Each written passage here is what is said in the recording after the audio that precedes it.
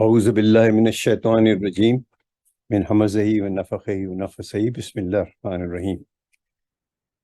I've been giving these talks on and off now for about close to 2 months. Unfortunately, I end up being away for quite a while, and so there is a big lag in between. In any event, just to recap, and I will be making an exhibit of this list. So far, in terms of the power presentations, I have given 6 presentations.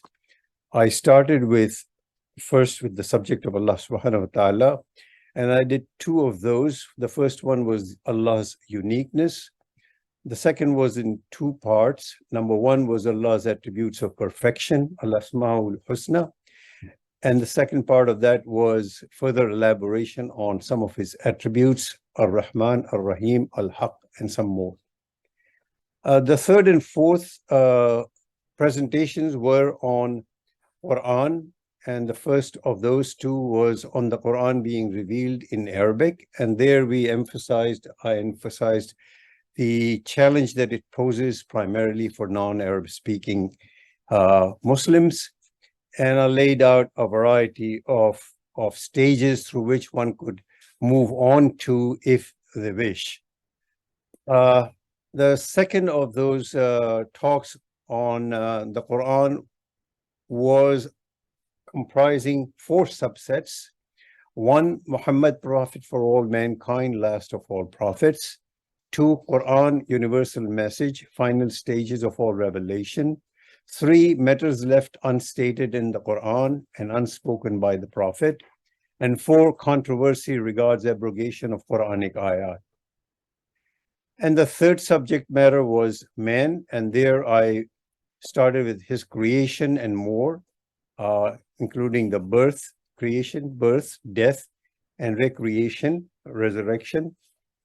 And then in the 6th lecture, I spoke about several aspects with respect to man, and here I chose to illustrate man's burden as per the Quran, his struggle as per the Quran, his restlessness, disposition of his restlessness, and how he can use that to the negative or the positive way, and his resolve to change or not change his condition.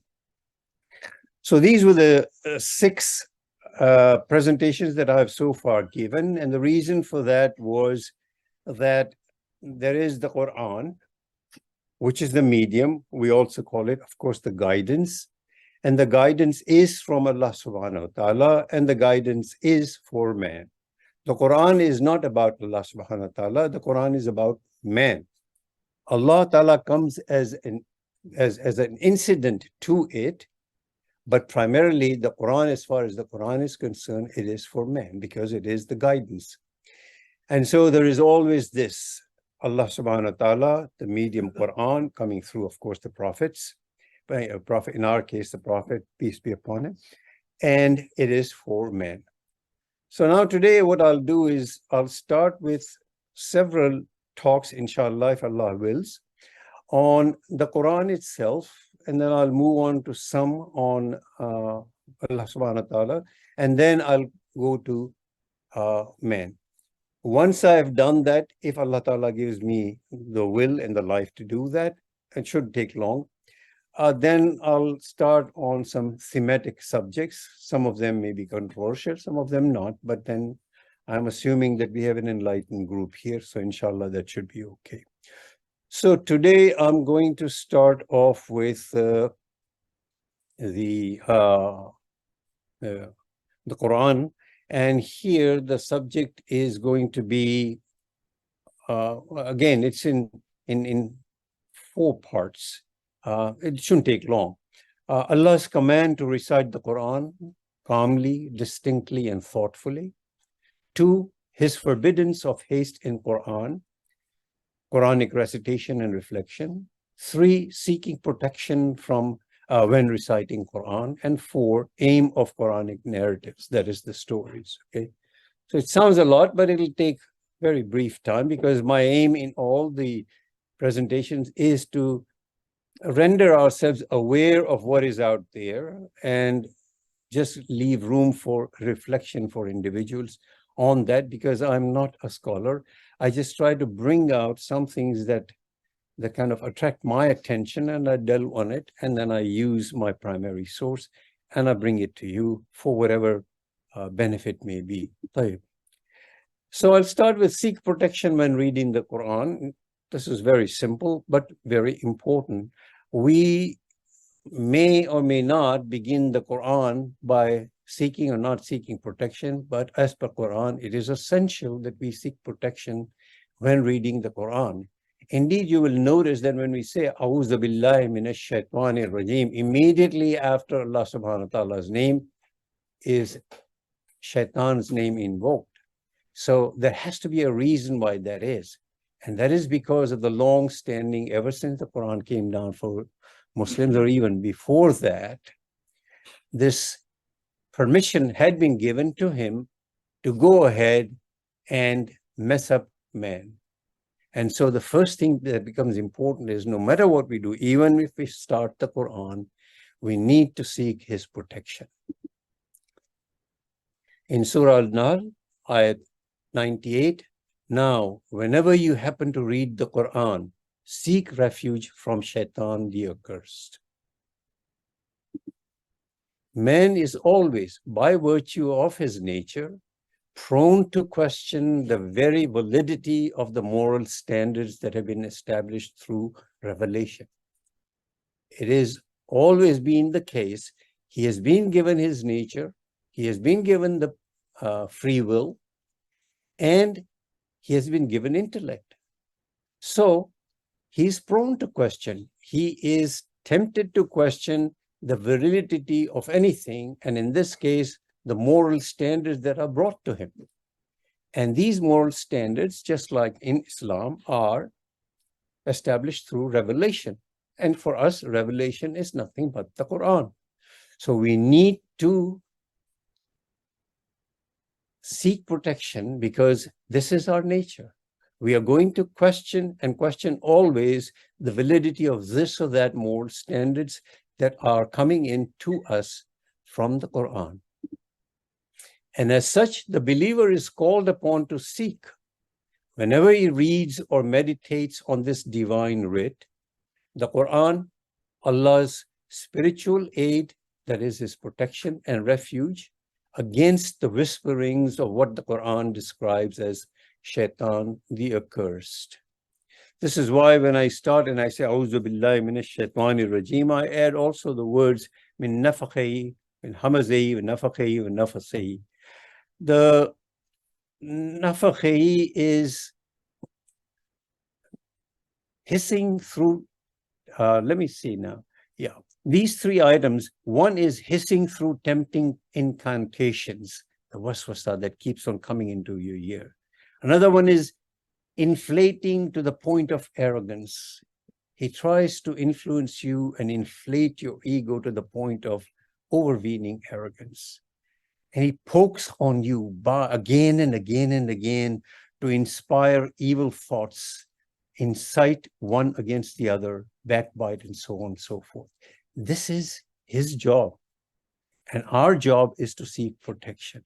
And particularly when we start looking at the guidance, that is the Quran, our job is to start the Quran by seeking protection. By Shaitan, the accursed is not just meant that particular entity that we know as Shaitan. It is meant all the evil forces. There are satanic forces out there, just like there are other forces out there. There are satanic forces out there.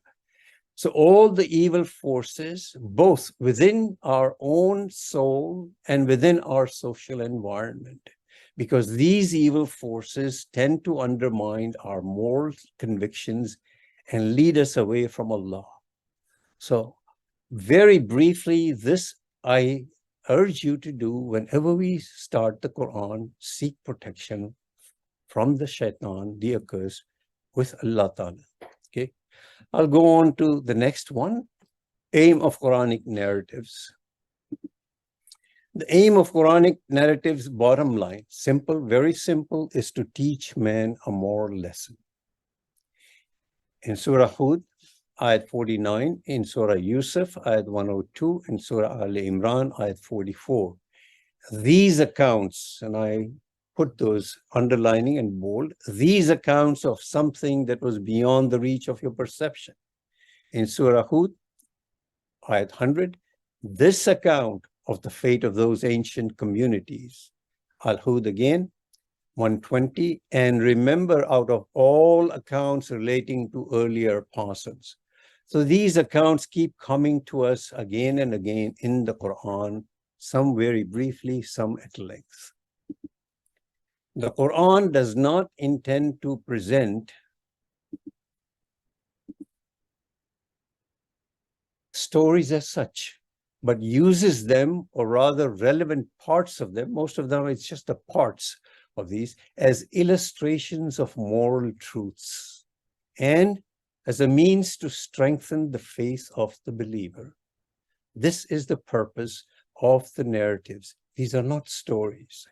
These are segments, illustrations of moral truths, and the purpose is to strengthen our faith. So narrative as such is never the purpose of the Quran.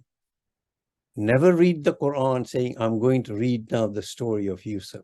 No, that is not the purpose. The purpose is, where is it going to take me and what do I make of that lesson that I've learned? A moral lesson. Whenever the Quran relates the stories, okay, so here are several others given to you. These accounts of something that was beyond the reach of your perception.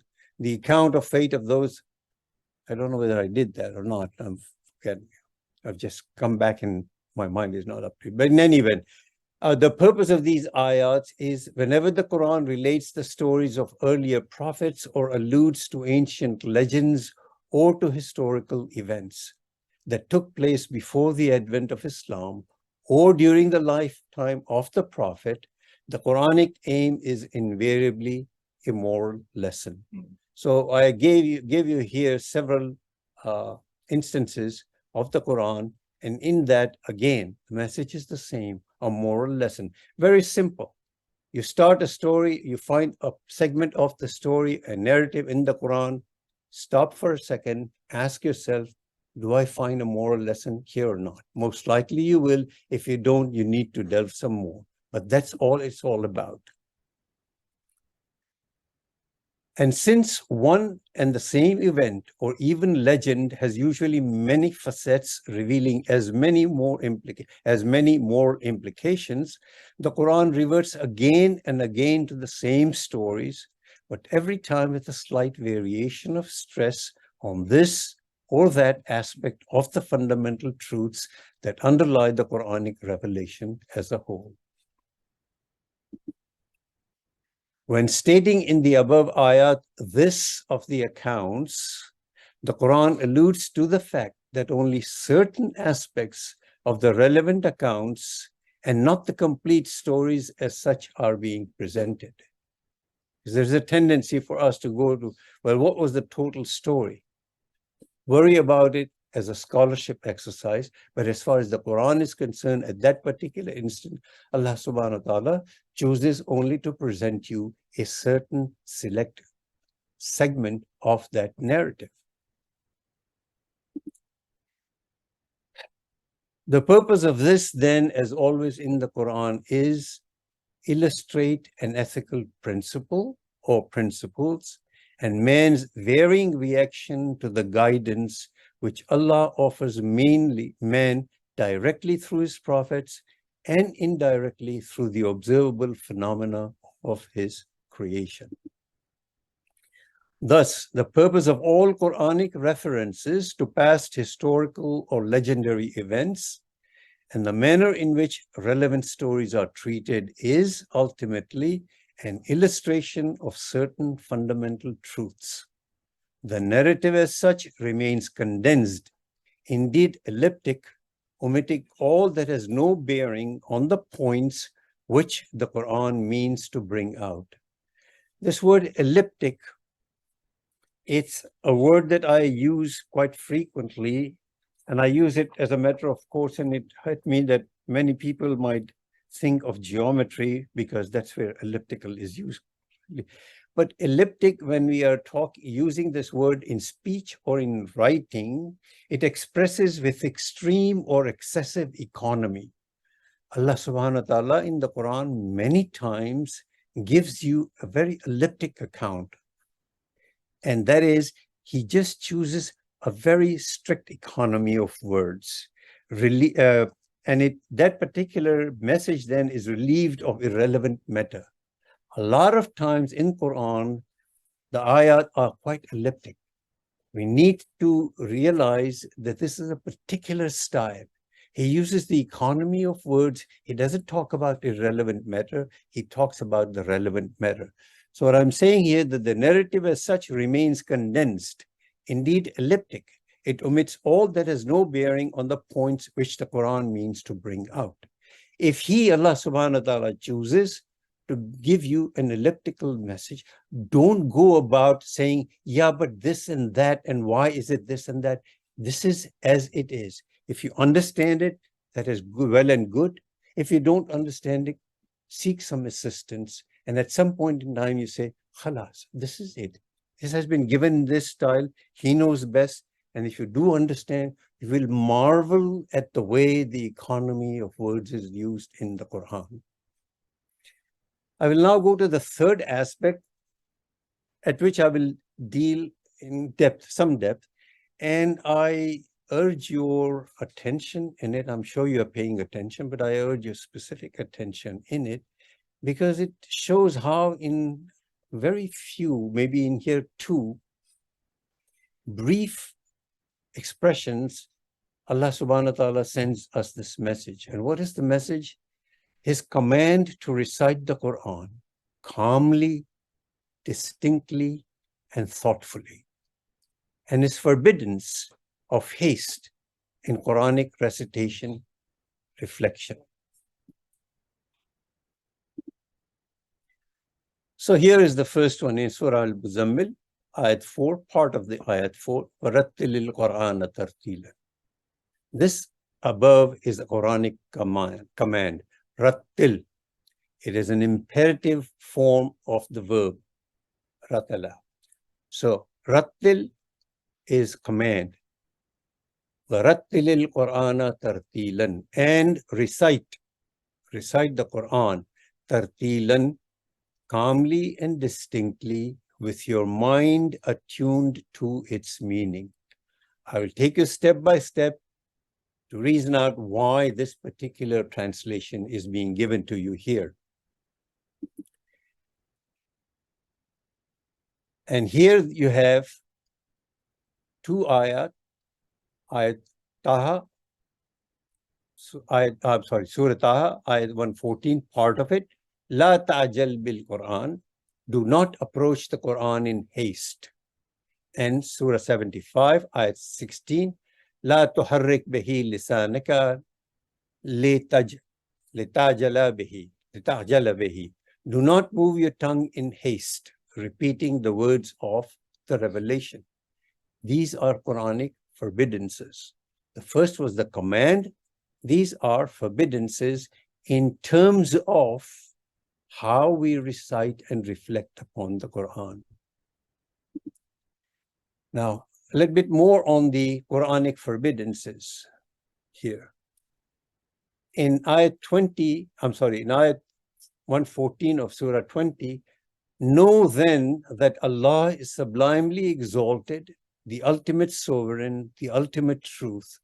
And knowing this, do not approach the Quran in haste before it has been revealed to you in full, but always say, O my sustainer, cause me to grow in knowledge. The central piece in this is what I've taken out and pointed out to you, La ta'jal bil Quran, do not approach the Quran in haste. And in 75, ayat 16, I've elongated to ayat 16, 17, 18, 19 for a purpose. So the first part is ayat 16, which I've presented up there. La tuharrik bihi lisanaka ta'jalahi. Do not move your tongue in haste, repeating the words of the revelation, that is. For behold, it is for us to gather it in your heart. This is Allah subhanahu wa ta'ala talking to and saying it to Prophet, peace be upon him. Behold, it is for us to gather it in your heart and to cause it to be read as it ought to be read. Thus, when we recite it, follow its wording with all your mind, and then, behold, it will be for us to make its meaning clear. This is Allah subhanahu wa ta'ala talking, and he's speaking to his prophet. If he is saying this to him, now internalize this and bring it to yourself when you read the Quran, and particularly during the time of Ramadan, when there is a runaway train going, when in some masajid, the Quran is being read because they want to finish it in 3 days. Let's go back to Warattilil Qur'ana tartila.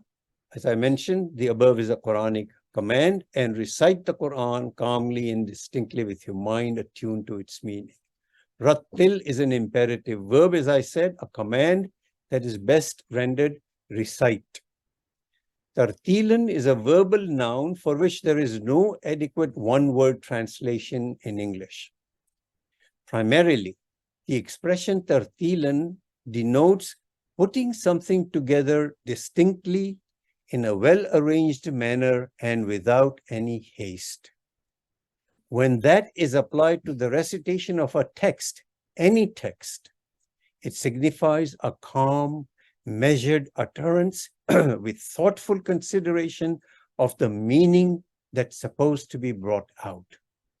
And finally, when you apply that to the Quranic text in particular, keeping in mind the context, it may aptly be described as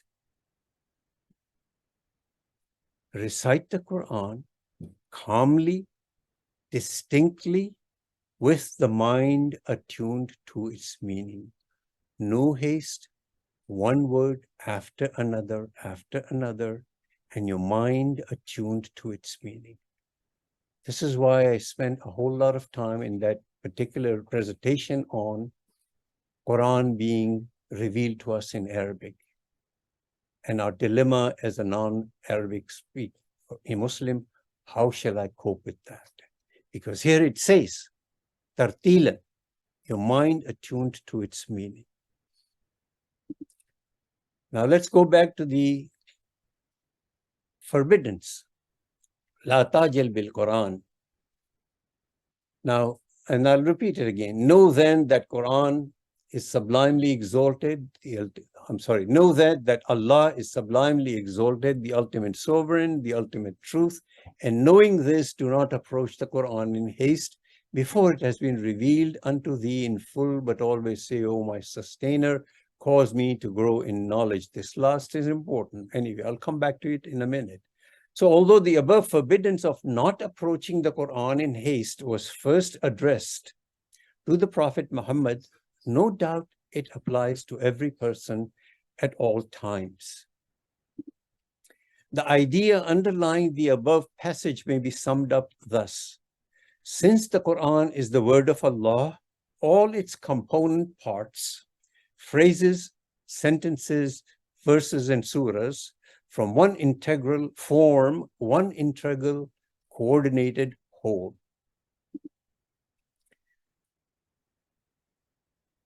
Hence, if one is really intent on understanding the Quranic message, one must be aware of a hasty approach.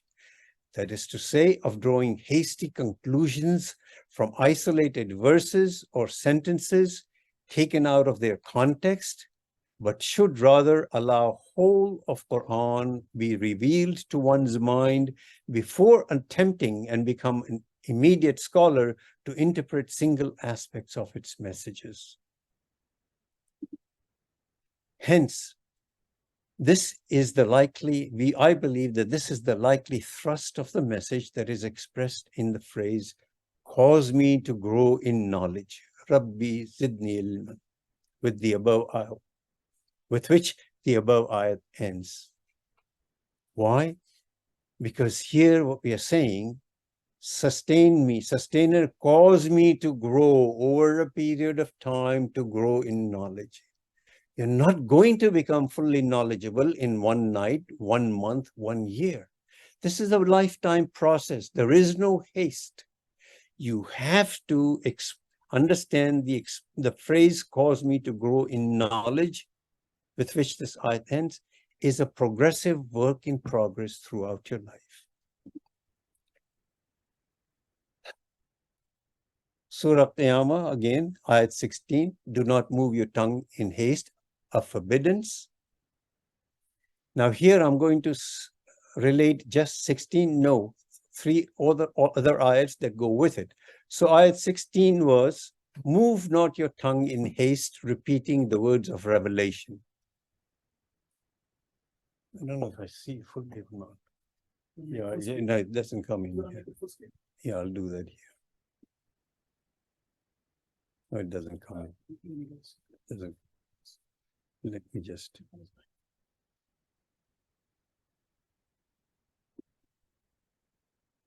Take this out.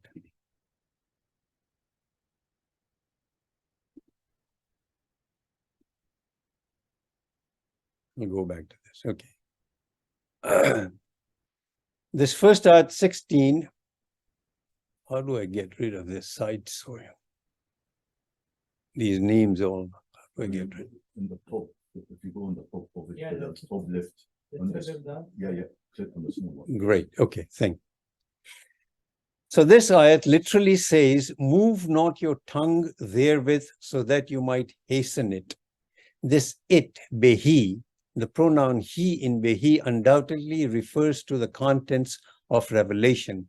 So literally it says, move not your tongue therewith so that you might hasten it. This it refers really to the contents of the revelation. Okay.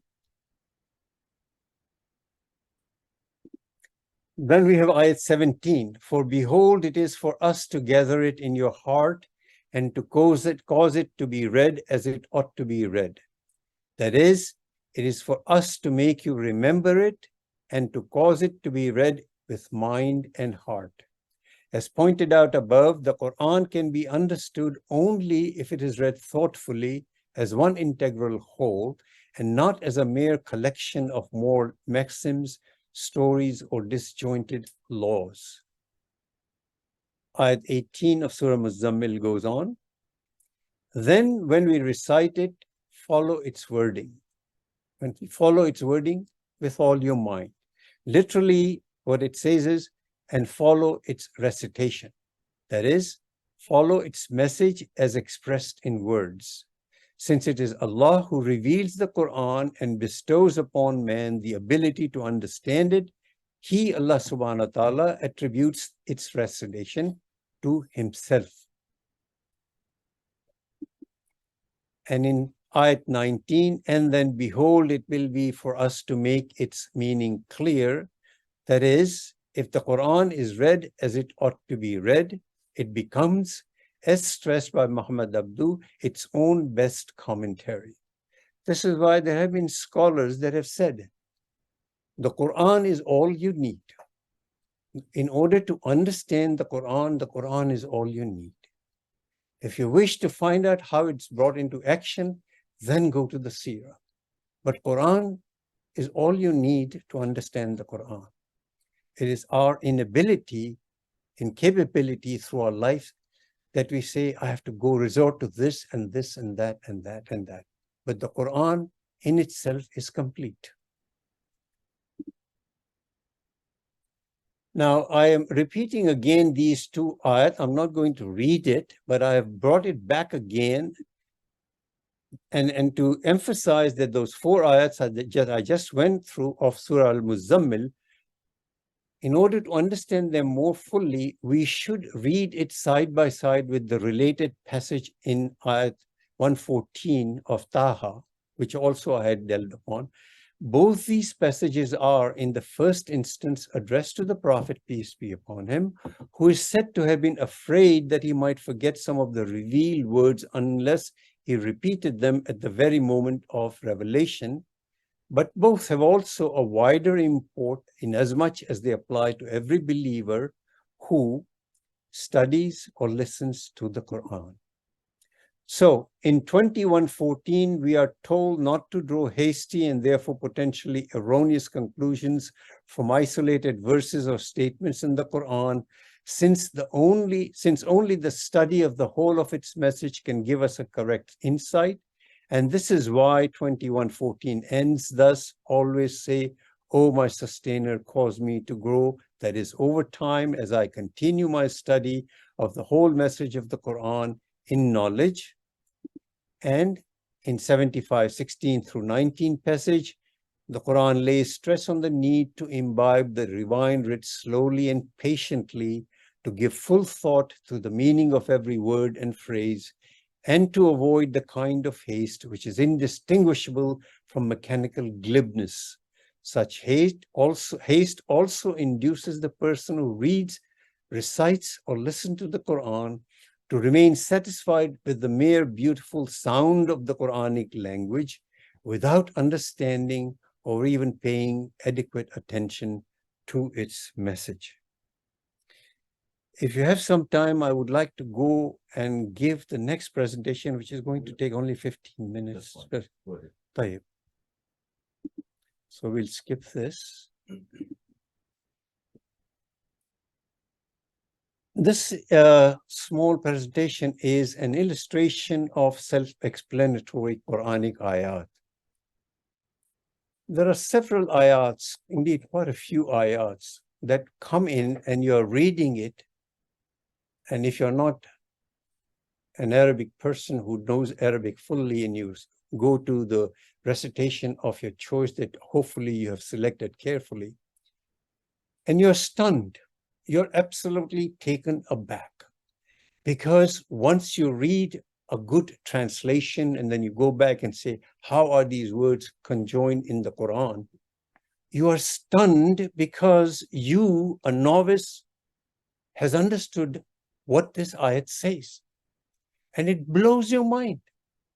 It just completely blows your mind away. How is it that I can understand this so simply, so profoundly? If you go through it in the Quran, you will find many such ayat. And sometimes one ayat, I've said it before, one or two ayat are sufficient to take you through life. If you believe this is your book, then believe it. And reflect on it.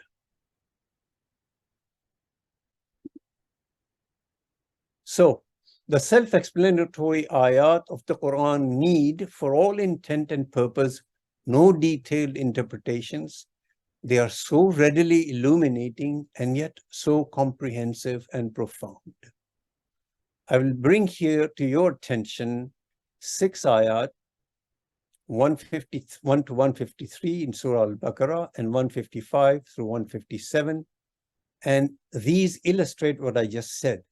So first ayat 151 and 152, they are very famous ayat. If you want, I can read it in the Quran, but I would urge you to go back and read them yourselves. I'll give you the translation. 151, just as we have sent to you a prophet from among yourselves to convey to you our messages and to cause you to grow in purity. Again, we have sent to you a prophet from among yourselves, convey to you our messages, and to cause you to grow in purity, and to impart you revelation and wisdom, and to teach you that which you did not know. 152, so remember me, and I shall remember you, and be grateful unto me, and do not deny me. Now, what of these words do we not understand? What could be clearer than this? Note also how 151 and 152 demonstrate a mutual covenant that is more in favor of man. So Allah favors man, number one, by conveying to man through the Prophet his messages. Number two, by causing man to grow in purity. Number 3, by imparting to man wisdom and revelation. And number 4, by teaching man what he did not know. And in return, the covenant says, Allah asks man, 1, to remember him, 2, to remain grateful to him, and 3, not to deny him. Not only does he ask less of man, but Allah also promises that if man remembers him, he, Allah, in turn shall remember man. What blessing could be more than that of a promise of Allah subhanahu wa ta'ala that he shall remember man? And all this is made clear to us in 2 brief but profound ayat. Think of it. I'll go through these 4 ayats, 153, 155, 156, 157.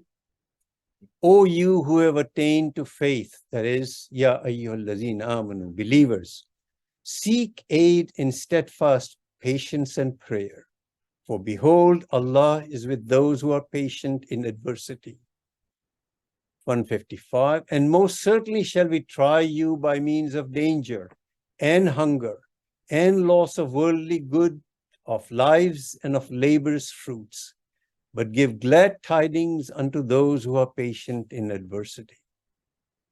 156, who when calamity befalls them say, verily unto God do we belong, and verily unto him we shall return.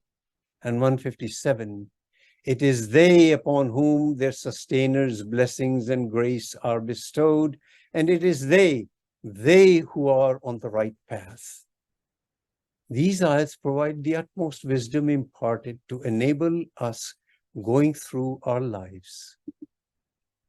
So, in adversity, for example, through trials by danger and hunger, loss of worldly goods and lives and labor's fruits, those who have attained to faith, the believers that is, remind themselves that they have surrendered to God and that they belong to him, and to him they shall return.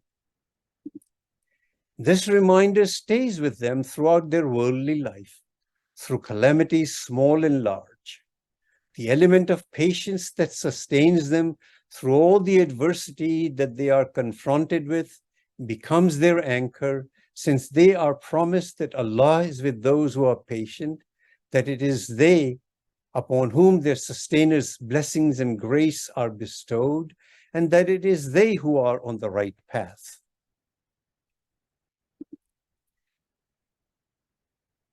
As a footnote to above, the subsequent ayat 158, not shown here, illustrates how Hajira's reliance on Allah subhanahu wa ta'ala, her trust in him, and her patience in adversity during the extreme trial calamity were rewarded by discovery of the spring Zamzam. Since pre-Islamic times, for millennia, Safa and Marwa have become to be regarded as symbols of faith and patience in adversity, in remembrance of her extreme trial and of her patience in Allah.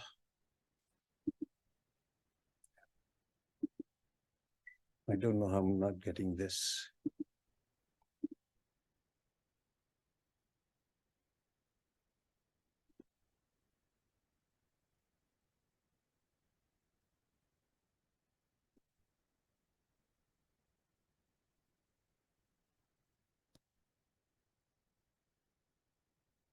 I'm not able to read that. Anyway, the final message on that one was that those 4 ayats give us a roadmap really to go through our life.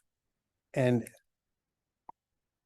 if you were to look at those particular 4 ayats, you will see that the message for an individual to lead his life through all the trials and tribulations that Allah subhanahu wa ta'ala presents in those is going to be sufficient.